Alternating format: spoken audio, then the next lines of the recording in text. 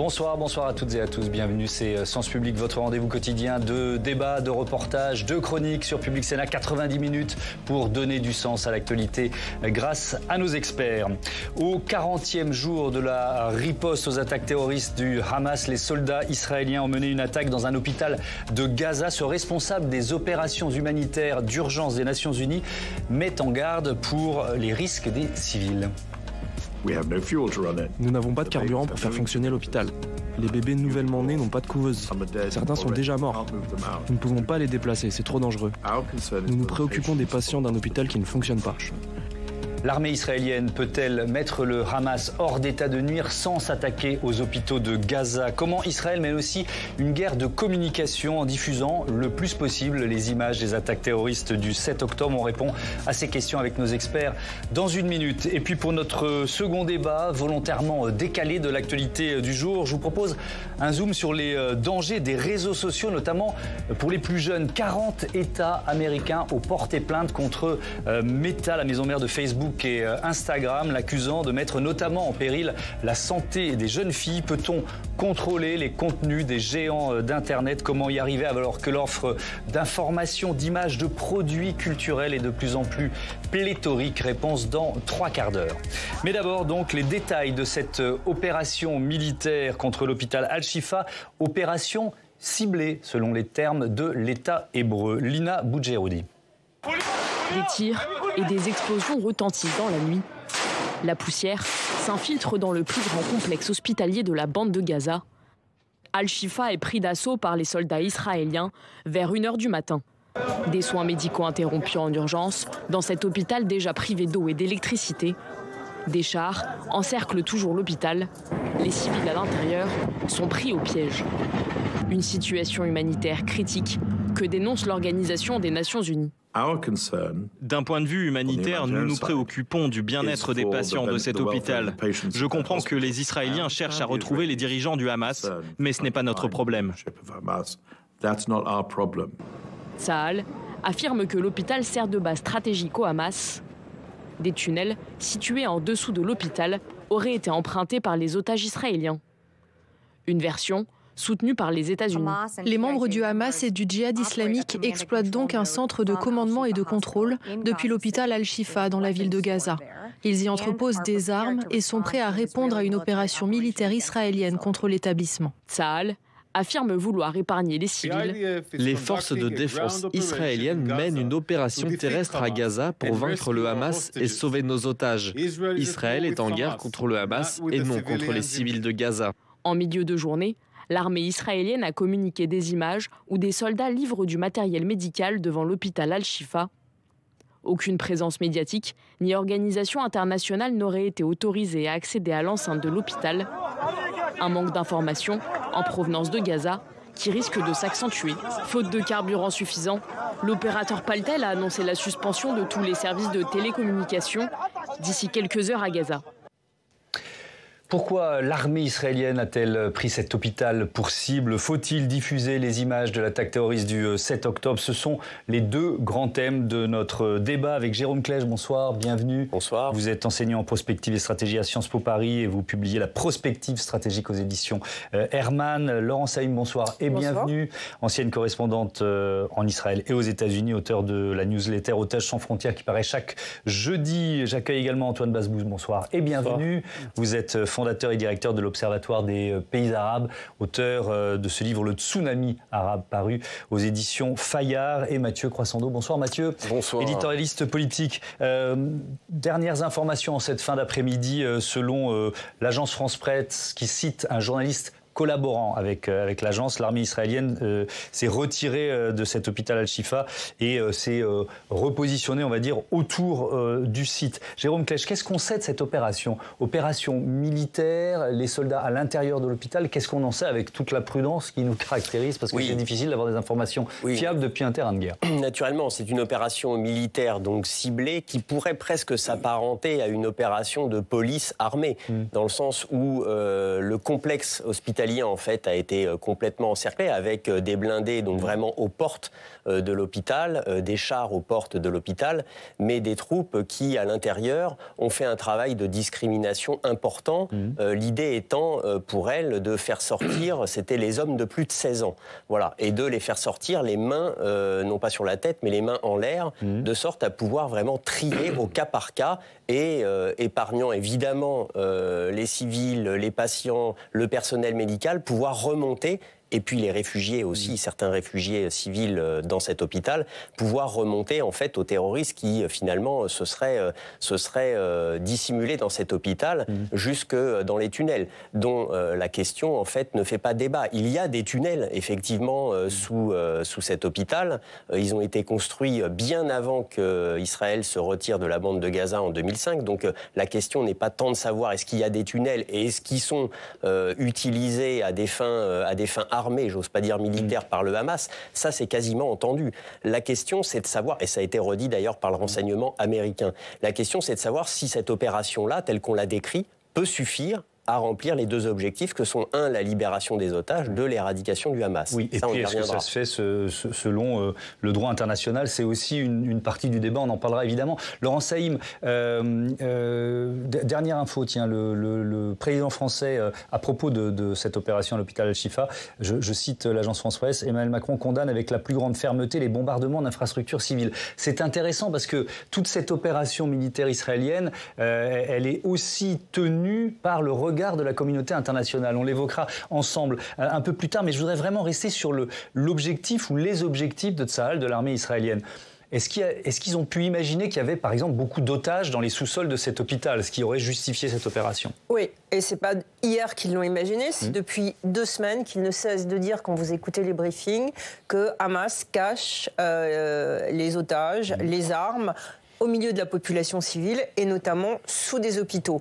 C'est pas hier qu'ils ont disséminé à la presse aussi les plans d'un hôpital très complexe qui est extrêmement grand. Ils sont absolument persuadés et ils le communiquent, et c'est très difficile pour nous journalistes de le vérifier puisqu'on n'est pas sur place. Ils communiquent le fait qu'ils ont raison d'aller dans cet hôpital parce qu'en dessous de l'hôpital, ils sont absolument persuadés, et ils l'ont montré d'ailleurs dans des vidéos qu'ils ont livrées à la presse, des salles où il y aurait des installations pour des otages. On a vu un soldat faisant comme un journaliste un plateau dans le sous-sol de l'hôpital et montrant un biberon qui était sur le mur avec un accès direct à l'hôpital, etc. Après, encore une fois, ce qu'il faut, c'est des gens indépendants, des organisations humanitaires, des journalistes qui soient sur place pour qu'on n'ait pas simplement le message israélien qui dit on a raison d'aller sous l'hôpital parce que c'est sous l'hôpital que Hamas s'est caché. Et c'est sans doute l'un des conflits où c'est le plus compliqué pour les journalistes d'aller vérifier. On va écouter, tiens, je vous donne la parole juste après, Antoine Vasbous, les explications de la porte-parole de l'armée israélienne sur cette opération. Ces dernières semaines, les forces de défense israéliennes ont averti publiquement à plusieurs reprises que l'utilisation militaire permanente du Hamas à l'hôpital Shifa mettait en péril sa protection en vertu du droit international. Daniel Hagari, le porte-parole évidemment de l'armée israélienne. Que dit la Convention de Genève sur cette question? Article 18. Les hôpitaux civils organisés pour donner des soins aux blessés, aux malades, aux infirmes, aux femmes en couche ne pourront en aucune circonstance être l'objet d'attaques. Ils seront en tout temps respectés et protégés par les parties au conflit. Antoine Vasbous, Israël peut-elle combattre le Hamas sans s'attaquer aux hôpitaux et donc d'une certaine façon violer cette Convention de Genève? Si ce soir, l'armée israélienne avait montré les otages récupérés, vivants, à l'hôpital, s'ils avaient montré le QG du Hamas dont ils parlent depuis des semaines, eh bien, tout le monde se serait incliné et il aurait dit « Ah, le renseignement israélien est très performant ». Mais ce soir... À l'heure où on parle, en cette fin d'après-midi... À cette heure-ci, force est de constater que l'échec du renseignement israélien s'est établi encore aujourd'hui, après le 7 octobre. Donc, au nom de quoi on attaque, on détruit, on met hors service 23 des 35 hôpitaux à Gaza. Donc, les autres hôpitaux ne sont pas dans de meilleures conditions, puisque l'électricité n'est plus là, l'eau est extrêmement rare.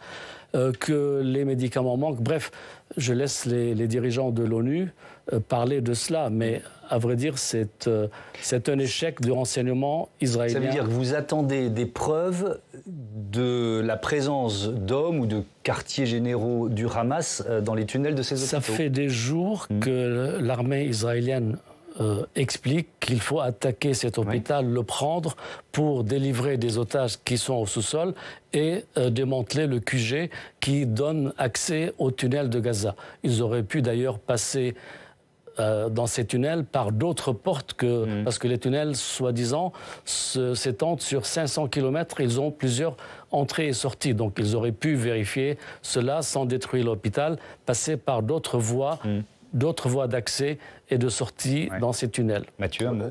Pardon, j'ai une question un peu de béotien, mais si ça fait des jours que l'armée israélienne le dit, en effet, qu'il y a ce centre de commandement du Hamas sous l'hôpital et peut-être des otages, ça fait peut-être aussi des jours que le Hamas a démantelé son centre de commandement et que les otages sont partis. Israël était censé le savoir, puisque rien ne se fait à Gaza sans la connaissance méticuleuse d'Israël. Pardon, votre avis là-dessus, peut-être... Allez, Laurence Saïn d'abord, Jérôme Clay juste après. Non, petite précision à ce que vous dites, il n'y a pas que les Israéliens qui disent ça, il y a la porte-parole du Pentagone qu'on vient d'entendre. Non, mais les échecs du renseignement américain, on les a connus il y a plusieurs années, mais là, en tout cas, les Américains, et ça a été confirmé par Joe Biden, qui, la nuit dernière, était en route vers San Francisco pour rencontrer le président Xi, et avec John Kirby, qui était à bord d'Air Force One, les Américains ont assuré qu'ils avaient des preuves que Hamas avait sous cet hôpital une infrastructure importante. Oui. Alors, vous parlez de la porte-parole...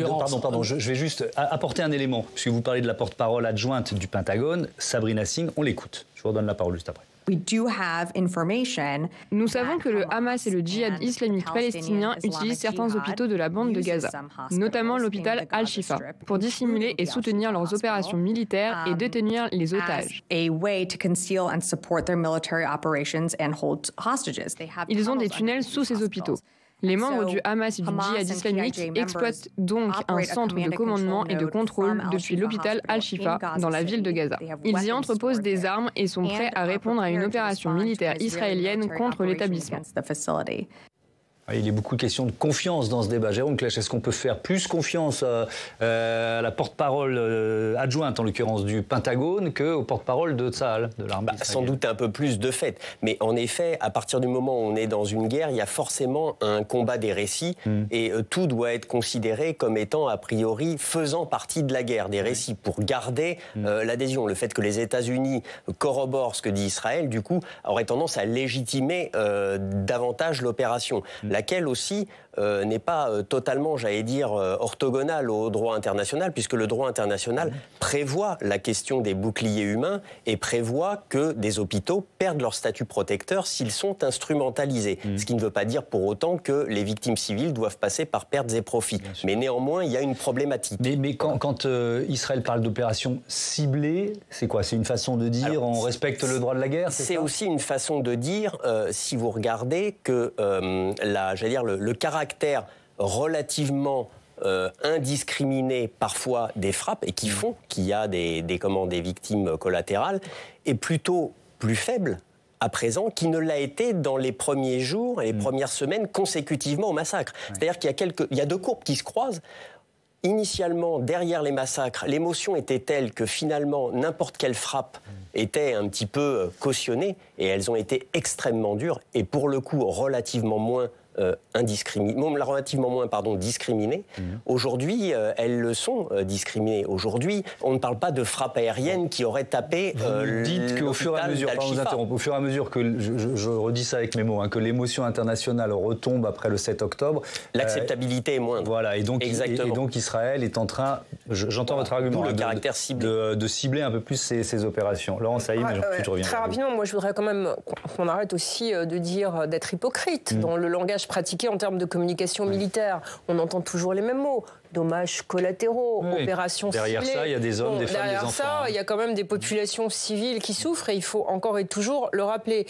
Là, sur cette histoire d'hôpital, c'est très compliqué parce que c'est la première fois qu'avec les réseaux sociaux, à l'heure de l'information continue, etc., On n'a pas de journalistes, encore une fois, présents sur le terrain, des images de propagande. Il faut s'imaginer que d'un point de vue israélien, c'est comme si après le Bataclan, on disait, vous savez, les terroristes qui ont attaqué le Bataclan, ils sont cachés sous l'hôpital Lariboisière. On y va ou pas ? Et ils ont des otages. C'est ça qui se passe côté israélien, dans la mentalité israélienne. Et donc, il y a un aspect émotionnel qu'il faut aussi bien prendre en compte, avec des Israéliens qui disent, nous, on est persuadés, avec nos renseignements, et les Américains, ils ont quand même beaucoup, dans cette période sensible à jouer, qui disent la même chose, on va voir si, sous un hôpital, on ne retrouve pas des otages. Antoine Bazbous, est-ce qu'on peut plus faire confiance à la communication américaine dans ce dossier? Je repose un peu la même question. Quelle est la source de la communication américaine? La communication reprend ce que le Mossad et le Shin Bet disent aux Américains. En confiance... On va laisser Antoine Bazbous. Là, vous avez eu la parole l'un et l'autre longuement, donc on va laisser Antoine Bazbous développer son idée. Vous pourrez répondre après. Et en l'occurrence, les Américains suivent sur Gaza, suivent Israël. En revanche, sur le Liban et sur la Cisjordanie, les Américains mettent en garde Israël. Sur la Cisjordanie, ils sont inquiets de voir une révolte, une nouvelle intifada se jouer. Et au sud du Liban, ils ont peur que le Hezbollah attaque davantage Israël et qu'Israël réplique comme le voudrait le ministre de la Défense. En revanche, sur Gaza, je crois que le renseignement israélien est censé être plus proche du terrain parce qu'ils sont dedans et c'est lui qui nourrit le renseignement américain. Alors, je suis en désaccord profond sur cette idée que le renseignement israélien est nourri par le renseignement américain. J'ai dit l'inverse. Que le renseignement américain est nourri par le renseignement. Donc, je suis en désaccord profond avec cette idée. Ils ont leurs propres sources, les Américains. Les Américains ont totalement leurs propres sources. Il y a des porte-avions qui ont été envoyés avec des équipes de renseignement qui sont sur place. Et il a été confirmé, par exemple, que la Team 6, qui est une unité extrêmement spécialisée dans l'armée américaine, de forces spéciales, mais aussi d'agents de renseignement, est déjà sur place après les massacres du 7 octobre. Et les Américains n'écoutent pas les Israéliens et viennent pas au Pentagone faire un communiqué pour dire « Ah ben tenez, on est sûr que ça ». Ils vérifient avant de faire ça parce que l'enjeu est énorme. Je rappelle aussi que les Américains ont des otages. Ils ont beaucoup d'otages, les Américains. On ne connaît pas le nombre précis. Donc ils ont aussi, indépendamment des Israéliens, des services de renseignement sur place pour avoir des informations sur combien il y a d'otages, qu'est-ce qu'on peut faire pour les sortir, parce que pour Biden, c'est aussi une priorité dans une période très sensible pour lui. Mais ce que dit Antoine Bazbous, c'est quand même intéressant sur le fait que finalement cette communication américaine, Jérôme Klech, elle est modulée. C'est-à-dire que c'est pas la même quand on parle de Gaza ou quand on parle de la Cisjordanie, par exemple. Pour l'instant, la question, c'est celle de Gaza. La Cisjordanie est un tout autre problème, évidemment lié, qu'on pourrait aborder. Mais en l'occurrence, il n'est pas... Est-ce que le soutien américain, il est unidimensionnel et de toute façon acquis à Israël? C'est ça ce qu'il y a derrière la question. Non, on a entendu ces derniers jours, ces dernières semaines, et même encore aujourd'hui, justement, toutes les réserves qu'émettaient les États-Unis à chaque opération ou disons, phase d'opération lancée par Israël. Si aujourd'hui, Israël en est là où elle en est sur le plan de l'opération terrestre, c'est aussi parce que les Américains et d'autres ont fait pression pour éviter l'occupation, pour éviter l'invasion, et puis effectivement, de l'incursion, on est arrivé à une phase hybride qui pourrait aller à un début d'occupation de fait, mais qui reste encore extrêmement regardée, y compris par les États-Unis, qui la semaine dernière, lorsque Benyamin Netanyahou a dit « nous assumerons notre part de sécurité sur la bande de Gaza », a immédiatement traduit en termes d'occupation et s'est levé contre ça pour dire nous y sommes opposés. Donc non, il n'y a pas un blanc-seing pour Israël. Je crois que c'est assez clair là-dessus. La conclusion, c'est que l'un et l'autre pays ont rencontré l'échec sur cette affaire de l'hôpital Al-Shifa. Puisque tous les deux disaient... C'est peut-être un peu tôt. J'aime bien être prudent. À cette heure-ci, selon nos informations, il est 18h19 à Paris. À cette heure-ci, selon nos informations, il y a eu échec de renseignement et américain et israélien. Parce qu'ils n'ont pas trouvé d'otages ou de terroristes du Hamas? Ça, je ne sais pas. Pourquoi? C'est sans doute un peu tôt pour le dire. Allez, cette idée... Laurent Saïm, je me permets de dire deux choses. Factuellement, c'est encore un peu tôt, puisque pour le moment, les Israéliens disent on s'est retiré, mais on est toujours autour de l'hôpital, donc on va voir ce qui se passe. Deuxièmement, les Américains, en ce moment, pour revenir à l'idée qui venait d'être développée, ils tempèrent les Israéliens. Ils ont peur d'un embrasement général dans la région.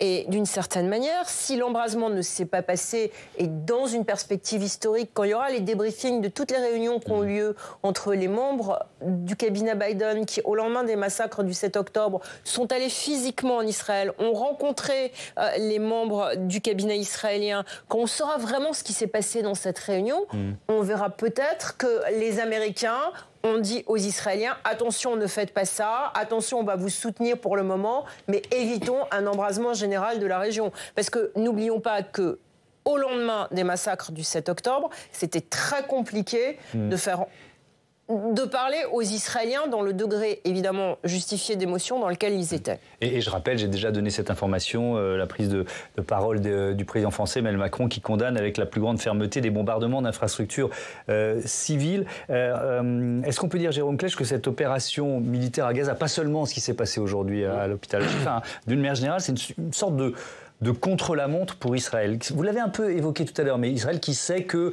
le soutien international, ou en tout cas le soutien occidental, s'effrite. Alors c'est un contre-la-montre, c'est vrai, parce qu'effectivement le soutien, comme vous le dites, la bataille des opinions publiques se perd petit à petit. Et en même temps, Benyamin Netanyahou a clairement annoncé qu'il s'agissait d'une guerre longue et difficile, et qu'il souhaite probablement longue et difficile, parce qu'il y a deux aspects. Il y a l'aspect stratégique et opérationnel au regard des objectifs poursuivis, et j'y reviendrai, donc la libération des otages et l'éradication du Hamas. Et puis il y a quand même un objectif politique le concernant, c'est quand même faire en sorte un moment que dans l'intervalle de traitement du problème, la situation se retourne à son avantage. Car si nous devions faire le bilan aujourd'hui, pour lui, ça signifierait sans doute une sortie politique, compte tenu des enquêtes consécutives aux insuffisances du 7 octobre. Mais je reviens sur les objectifs. Là, je pense qu'on se focalise à tort sur la question de savoir si Al-Shifa enferme ou pas dans ces tunnels les raisons et des motifs suffisants pour en faire un objectif, parmi d'autres, mais un objectif majeur sur le plan tactique et stratégique. C'est pas la question. En réalité, oui, effectivement, c'est un objectif, et oui, effectivement, il y a des terroristes qui se nichent sous cet hôpital. C'est pas vraiment le sujet. Il y a tout un faisceau d'indices. Et là, l'appréciation autonome de situation avec tous les capteurs dont disposent les États-Unis ne fait pas de débat. La vraie question, c'est de savoir si ça a une chance de faire aboutir l'opération et si ça peut conduire à libérer des otages et à éradiquer le Hamas. Et là, c'est quand même le point majeur.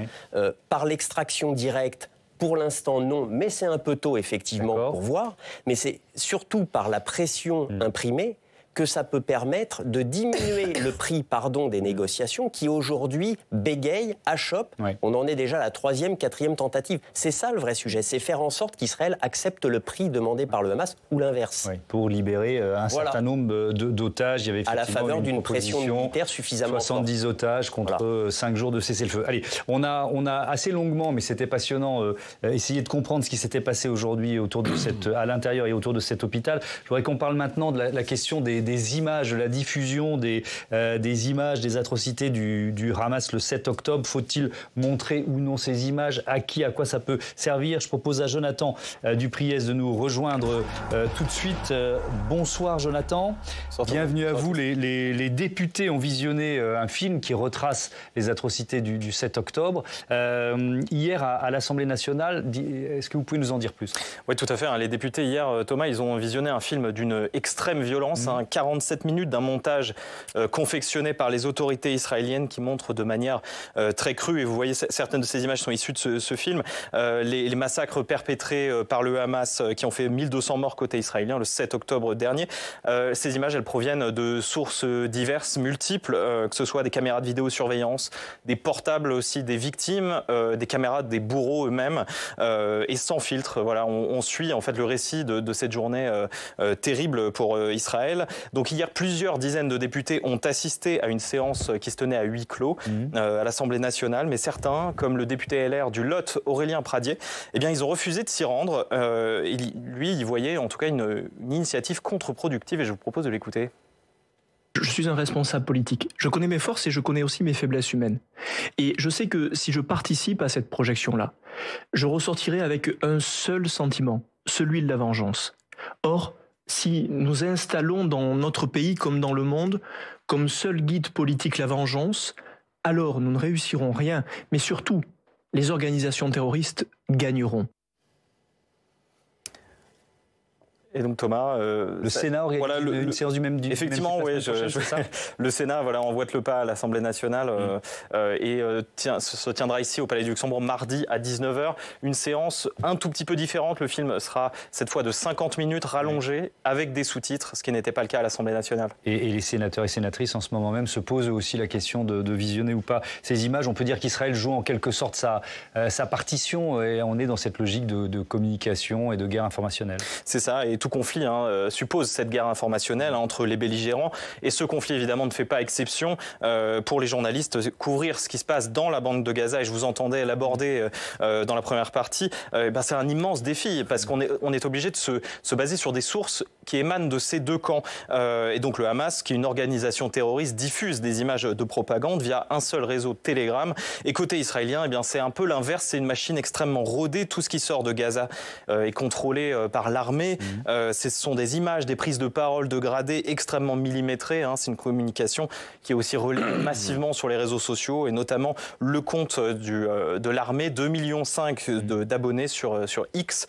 Et en dehors de ces canaux, c'est un peu le brouillard de la guerre. Reporters sans frontières parle de blackout médiatique à Gaza et l'accès aux journalistes sur ce territoire est toujours interdit par Israël et par l'Égypte. Seuls quelques journalistes palestiniens qui sont bloqués à Gaza continuent d'informer dans des conditions extrêmes. Et écoutez à ce sujet un des responsables de l'AFP qui parlait au Sénat hier. Dans le passé, c'était toujours possible de mettre des renforts à Gaza pour des autres conflits, guerres, etc. Cette fois-ci, c'est pas possible. C'est extrêmement difficile. Nos journalistes travaillent dans des situations ils sont dans une précarité extrême. On a évacué notre bureau à Gaza City parce que c'était dans la zone où les Israéliens nous ont demandé tout le monde de fuir. On a évacué notre bureau il y a des jours, 2 semaines. Je pense que c'est bien connu que notre bureau a souffert un frappe il y a 1 semaine. Il n'y avait personne dedans, mais les dommages sur le bâtiment sont considérables. Voilà Thomas, et ces journalistes présents à Gaza, ils ont payé un lourd tribut à la couverture de ce conflit. Lors de la semaine qui a suivi l'attaque du 7 octobre, il y a 8 journalistes qui ont été tués dans l'exercice de leur métier. La plupart, sinon tous, sous les bombardements israéliens, l'affirme l'ONG Reporters sans frontières. Merci beaucoup Jonathan pour toutes ces informations. Mathieu, je me tourne vers vous. Est-ce qu'il faut aller encore plus loin, c'est-à-dire montrer ces images au grand public ? C'est une question difficile qui se pose à travers l'histoire depuis qu'il y a des images de massacre. En gros, est-ce que ne pas montrer les images d'un massacre, c'est nier le massacre ou est-ce que montrer les images du massacre, c'est massacrer 2 fois Alors, il faut bien sûr que ces images existent, qu'elles aient été vues, qu'elles soient racontées, qu'elles soient conservées pour l'histoire, peut-être un jour même que certaines d'entre elles soient sélectionnées, contextualisées dans un documentaire à vocation mémorielle ou journalistique. Mais la diffusion, à mes yeux, d'images brutes de massacres au grand public à une époque où celles-ci peuvent être instrumentalisées, détournées, trafiquées, ça me paraît plutôt inhumain et dangereux, d'abord par respect pour les victimes. Ça serait prendre le risque d'ajouter de l'indignité à la barbarie. Tout n'est pas montrable au sens où tout ne doit pas forcément être montré tout le temps à tout le monde. La société de la transparence ne doit pas devenir une société de l'indécence. Est-ce que pour autant le gouvernement israélien a eu tort ? Alors on comprend bien pourquoi il l'a fait et j'observe qu'il l'a fait à travers un filtre, c'est-à-dire en réservant la diffusion à des journalistes ou parce que c'est leur métier, ou à des personnes qui voulaient en faire le témoignage. Le problème, c'est que ce filtre aujourd'hui a perdu en crédibilité. Le discrédit qui frappe toute parole officielle, celle des politiques, et toute parole professionnelle, celle des journalistes, ça rend les choses beaucoup plus complexes dans une époque où dire les faits ne suffit plus. Ce qui revient à poser une question intéressante mais aussi très complexe, faut-il voir pour croire ? Alors on a encore eu un exemple hier, je fais une parenthèse, ça n'a rien à voir, mais avec cet imam de la Grande Mosquée de Paris qui s'étonnait par exemple de ne pas avoir vu des agressions de juifs à la télévision, semblant remettre en cause la réalité statistique de la flambée antisémite. Ça pourrait plaider pour tout montrer, mais qu'on ne s'y trompe pas, je pense qu'à l'heure de la vérité alternative et du complotisme, beaucoup de ceux qui réclament de voir pour y croire n'y croiront pas, même après avoir vu. Il s'en trouvera toujours pour disséquer les images, suspecter des mises en scène, des comédiens. On a déjà vu ça plusieurs fois par le passé. Ma seule certitude, c'est qu'on ne restaurera pas la confiance dans le journalisme en niant le métier de journaliste, c'est-à-dire en diffusant des images brutes, sans les avoir vérifiées, recoupées, sélectionnées, ni mises en perspective. Merci Mathieu. Sur ce thème, je vais vous donner évidemment la parole à tous les trois, mais j'accueille Christian Delage, qui est historien, auteur de Filmé, jugé de la Seconde Guerre mondiale à l'invasion de l'Ukraine, en édition de poche chez Folio. Vous avez signé une tribune, bonsoir, vous avez signé une tribune sur ce thème hier dans Le Monde. Bonsoir. C'est pour ça qu'on a souhaité vous voir participer à notre débat. Et, à propos de la diffusion de ces images aux députés français. Est-ce que vous êtes gêné par la diffusion de ces images et si oui, pourquoi ? La première question, c'est de savoir pourquoi on montre ces images aux députés. Pourquoi on les montre à la presse, c'est parfaitement compréhensible, parce qu'elle ne les a pas vus dans leur grande majorité. Mais les députés, est-ce qu'il y a eu un débat après ? Est-ce qu'il y a eu une réflexion qui s'est nouée autour de ce film ? Est-ce qu'il y a une matière documentaire qui va être réutilisée ? C'est ça la question. Quand je regarde les réactions, et c'est ce que j'avais anticipé dans ma tribune, je dirais ce film ne va provoquer que de la sidération. Eh bien, j'observe en lisant Libération ce matin que le président du groupe Renaissance dit que c'était des séquences très dures, des séquences insupportables.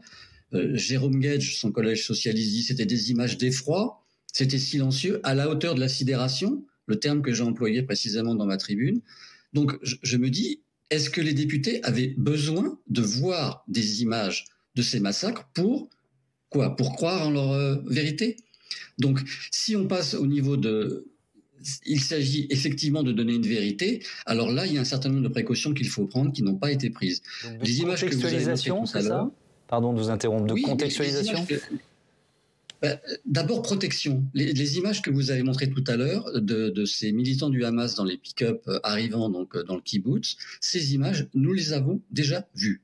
Nous les avons vues à la télévision.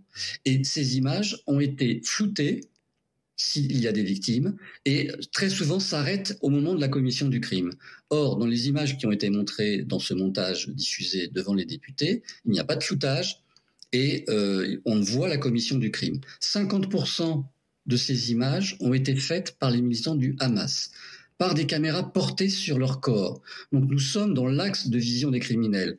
Je demande qui peut supporter de telles images. Et est-ce qu'on peut se mettre dans cette position-là en tant que spectateur ? Laurent Saïm, vous aviez fait partie des premiers journalistes internationaux à avoir convié d'ailleurs par l'armée israélienne à visionner ces images. Vous étiez venu en parler ici même, c'était l'après-midi même. Vous pensez qu'elles doivent être montrées, ces images ? Pourquoi ? Quand on parle d'Auschwitz, il faut voir les images ou se dire « Ah, c'est trop dur, 6 millions de personnes sont mortes, je ne peux pas voir ». Moi, je ne pense pas qu'on doit dire « il faut » ou « il ne faut pas ». Il y a un fait historique qui a déclenché une guerre. Les massacres du 7 octobre ont déclenché une guerre. Il y a effectivement le Hamas qui a filmé. Il n'y a pas de commentaires sur les images qui ont été projetées aux journalistes. Et je suis pour tout montrer. Et je pense qu'à l'époque... Même au grand public ? Absolument, parce que je pense que le grand public, on ne doit pas penser pour le grand public. C'est au grand public de décider. Et les gens sont beaucoup plus intelligents qu'on ne le pense. C'est comme quand on dit comment on fait de l'audience, les gens ne vont pas regarder. Non, c'est pas comme ça que ça se passe. Les gens, ils ont la possibilité et la liberté de décider s'ils veulent regarder quelque chose qui a été filmé par plusieurs caméras, les caméras du Hamas, les caméras de surveillance dans les maisons, les caméras de surveillance dans les voitures. Ce que dit Mathieu, moi je suis assez d'accord avec Mathieu. Pardon de vous interrompre, c'est que notre travail, c'est quand même de trier, de filtrer, de choisir et peut-être de ne pas tout montrer, justement. Mais moi, je pense qu'à l'époque des réseaux sociaux, on ne peut plus faire ce travail comme on le faisait il y a 10 ans. C'est-à-dire que, d'abord, dans la majorité des images de ce film, la majorité de ces images, elles ont déjà été mises sur les réseaux sociaux. Les gens qui ont envie de voir ces images, il y en a beaucoup. Il y a beaucoup de gens qui les ont vues. Et je pense qu'on ne doit pas, nous, dire il faut ou il ne faut pas. C'est un document qui déclenche une crise internationale avec des conséquences peut-être qu'on ne soupçonne pas. Eh bien, c'est le point de départ de cette crise qu'il faut regarder. Et après, on peut organiser des débats. Et les gens qui se disent choqués, « Ah non, je ne supporterai pas, c'est trop dur, etc. » Moi, je n'y crois pas. Je pense que c'est une fausse excuse. Lorsque vous avez une responsabilité médiatique, politique, c'est un devoir, avant de parler avec votre responsabilité de ce conflit, de voir les faits. Et ce qui s'est passé le 7 octobre, ce sont des faits. Bon. Antoine Bazbouz, votre avis? Moi, je n'ai pas vu le film. Volontairement, vous auriez pu le voir? Je n'ai pas été invité à le voir, mais bon, je sais pas, je serais allé regarder ce film. Mais exhiber des crimes devant l'Assemblée nationale, devant les parlementaires, à chaud comme ça, sans hauteur, sans distance, sans discernement, c'est de la précipitation. Et le fait... Ça fait 40 jours. On est dans la guerre à 40 jours, mais elle n'est pas terminée. Et donc, si on est dans la précipitation, peut-être qu'on est aussi dans la justification de la vengeance qui a suivi. Donc, c'est ça qui me chiffonne. J'aimerais bien voir ce film, oui. Ça doit être... Oui, on n'est pas dupe de l'objectif qui est poursuivi par l'État d'Israël. Oui, mais est-ce que l'Assemblée est obligée de suivre les désirs de Tsahal et de l'État d'Israël? Ils peuvent avoir un peu de distance. Mais moi, je n'ai pas vu le film et j'imagine ce que ça a être comme crime extrêmement violent. Jérôme Klech, votre avis là-dessus? On l'a un peu évoqué tout à l'heure. On revient à cet argument de la montre. Du contre-la-montre. C'est un peu trivial de dire ça, mais c'est la réalité. Oui, c'est ça. Moi, je m'exprimerais, j'allais dire, sur ce plan-là. Il ne m'appartient pas de juger, de savoir s'il fallait produire ces images ou pas. En revanche, avoir une idée sur si cette stratégie, cette dimension informationnelle, parce qu'on en est encore là, de la stratégie a un sens. L'idée générale, évidemment, c'est de rehausser le curseur émotion et faire en sorte qu'ils prennent le pas sur le curseur raison d'une certaine manière et faire en sorte que la légitimité dont bénéficiait Israël au premier jour des massacres soit ravivée finalement dans son acuité. C'est ça l'enjeu, et de permettre finalement à Israël d'opérer comme elle opère actuellement pour encore finalement quelques jours, quelques semaines, peut-être quelques mois, sans qu'elle ne soit entravée autrement que par des exhortations et des condamnations. C'est bien ça l'enjeu. Là, je dirais que ça aura un effet utile pour comment les objectifs poursuivis, si toutefois la pression militaire qui est imprimée permet d'arriver à des négociations pour la libération des otages. En revanche, pour l'éradication du Hamas ou pour sortir de cette mécanique du chaos dans laquelle Israël est de fait engagé, et c'était le piège du Hamas, et elle ne pouvait pas finalement, c'est là où le Hamas a toute sa part de responsabilité, y compris sur les victimes civiles collatérales, c'est qu'Israël ne pouvait pas ne pas engager cette dynamique du chaos, et il le savait bien. Et bien ça, effectivement, j'allais dire, c'est pas quelques semaines de gagner au regard d'une émotion qui serait un peu ravivée dans sa force qui permettra de sortir du problème. Christian Delage, vous évoquiez précisément dans votre première intervention le fait de montrer ces images à des parlementaires français. Je rappelle qu'elles seront montrées également aux sénateurs la semaine prochaine. Là, on évoque plus la question du grand public. Qu'est-ce que vous en pensez? Le risque, c'est quoi? C'est que l'émotion attise le cercle de la haine ou de la vengeance? D'après mes informations, enfin je veux dire d'après ce que j'ai lu dans la presse, le gouvernement israélien aimerait bien montrer ce film ou des extraits de ce film à un plus grand public que celui des assemblées, puisqu'il a été aussi montré à la Knesset. Simplement, les familles des victimes ne le veulent pas.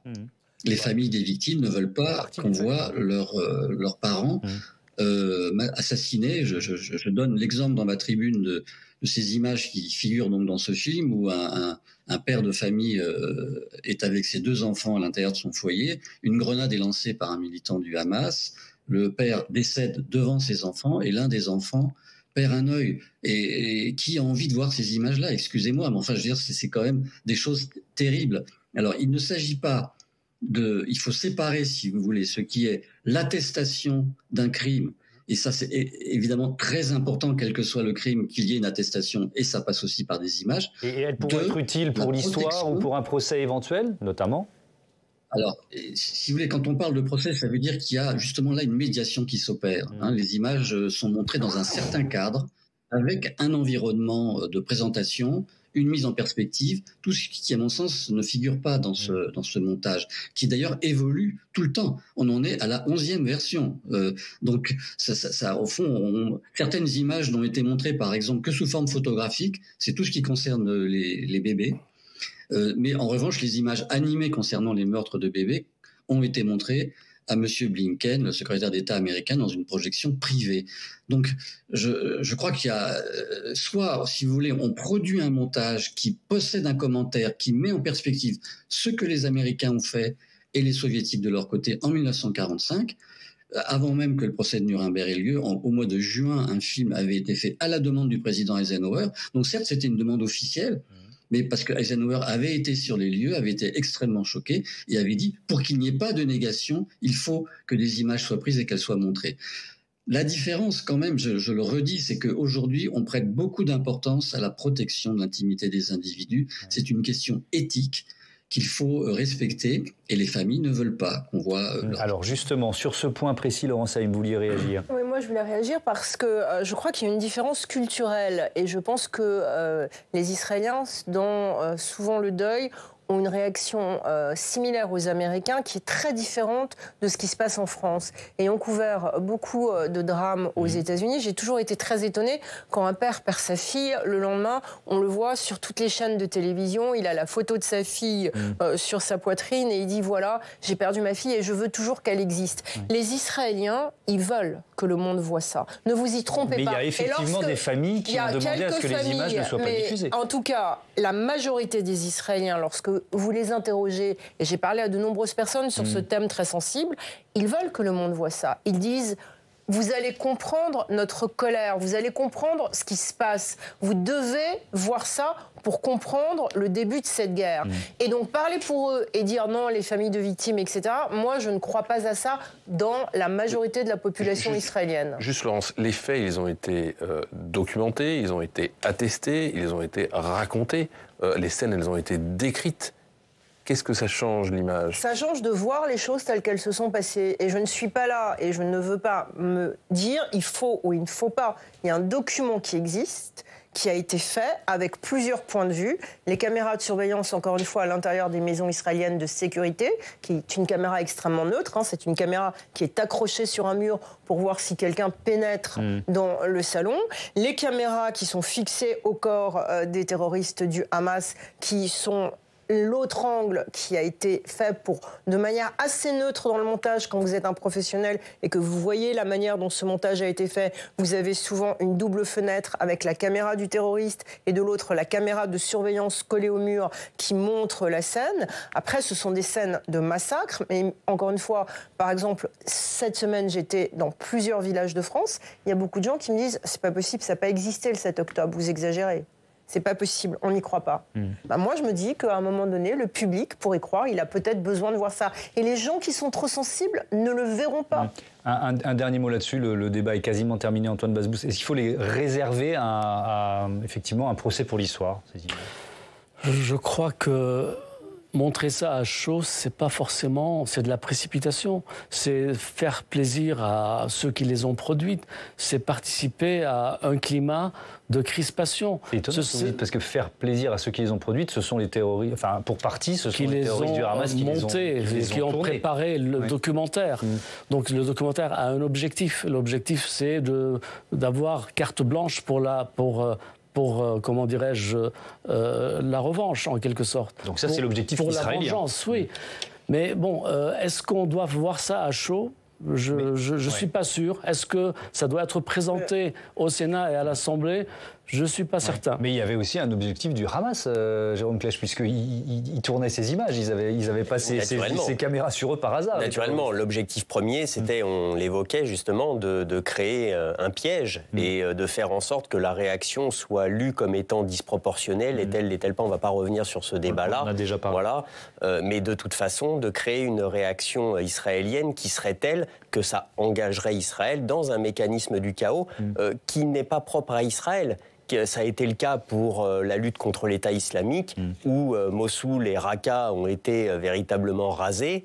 Ça a été le cas aussi dans une autre mesure en Afghanistan. C'est le cas dès lors qu'on est engagé dans une lutte contre la terreur, d'une certaine manière. Et c'était le cas aussi, je parle sous le contrôle de l'historien qui est en ligne, pendant le débarquement en Normandie, où il y a eu des victimes collatérales civiles. Donc, si vous voulez, l'idée de faire peser finalement la responsabilité à la partie d'en face en le poussant dans ses retranchements, c'est quelque chose effectivement dont on procède. Tout dernier mot, là, c'est très rapide. On est dans une nouvelle époque. La communication de la terreur, notre génération ne sait pas comment la gérer. Et donc, il va falloir apprendre à la gérer. Parce que là, on est dans un débat sur les massacres du 7 octobre. On peut aussi rapidement être dans les jours prochains sur un débat sur qu'est-ce qui se passe quand un otage va être exécuté devant une caméra.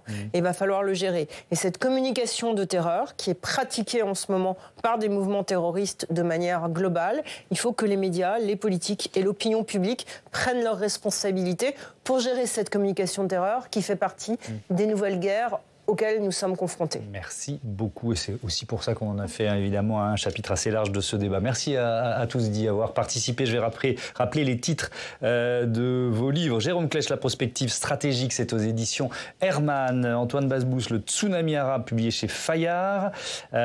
Christian Delage, merci également d'avoir participé à notre émission Filmer, juger, c'est chez Folio, dans l'édition Poche. Et puis, il y a votre newsletter, Laurent Saïm, Otages sans frontières, qui paraît demain. C'est chaque jeudi. Je vous dis à bientôt sur Public Sénat.